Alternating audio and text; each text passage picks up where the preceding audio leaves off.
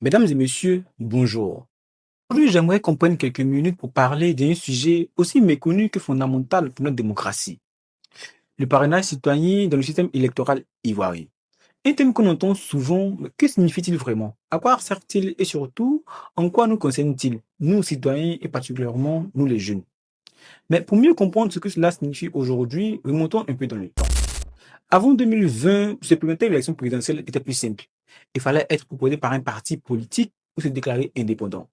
Mais après la douloureuse crise post-électorale de 2010, il est devenu plus urgent de renforcer la crédibilité de notre processus électoral. Il fallait donc éviter les candidatures fantaisistes et s'assurer que chaque prétendant à la magistrature suprême ait un soutien réel dans le pays. C'est ainsi qu'en 2020, le code électoral a été modifié pour introduire une nouveauté, le parrainage citoyen obligatoire. Mais concrètement, qu'est-ce que le parrainage citoyen? Sur le papier, c'est une règle simple.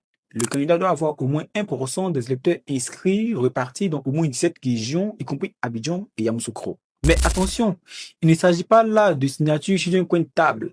Ce sont des données vérifiées sans doublon avec contrôle strict de la répartition régionale. En clair, il ne suffit pas d'être populaire à Abidjan. Il faut prouver un ancrage national.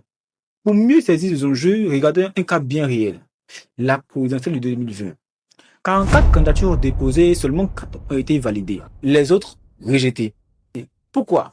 Doublons, signature non conforme, mauvaise répartition ou absence de preuves suffisantes. Conséquence, frustration, tension, contestation.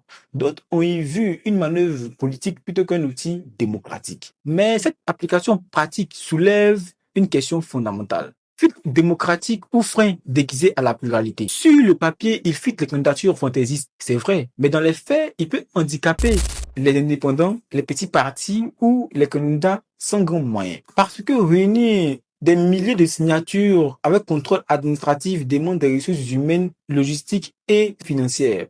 Et quand une règle devient inaccessible à tous, elle cesse d'être juste.